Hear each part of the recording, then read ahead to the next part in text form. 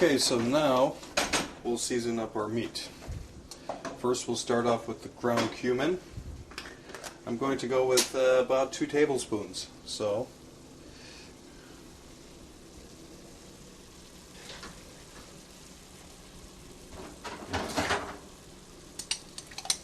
loosen it up. Okay, we have about a ½ tablespoon in there. That will complete 1. And that's about 2. Black pepper, let's go with a teaspoon. That's a teaspoon. How about some garlic? Why not?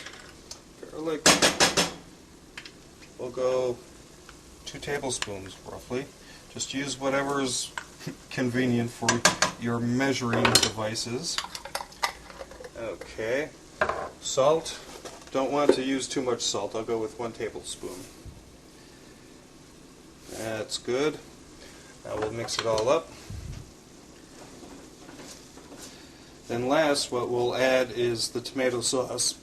Excuse me. Mix it all up. Okay. Then last, what we'll add is the tomato sauce. The tomato sauce keeps the meat nice and moist. It gives it a better texture.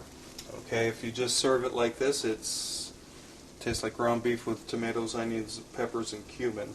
So this is key. Tomato sauce, we're going to add about 1 cup. Stir it up. See how we like the texture, the consistency.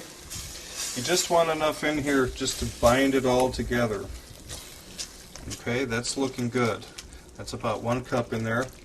Now we'll taste it really quick and check for seasonings. When you're batch cooking like this, always taste. You adjust your seasonings before it's too late. So let's see how this came out.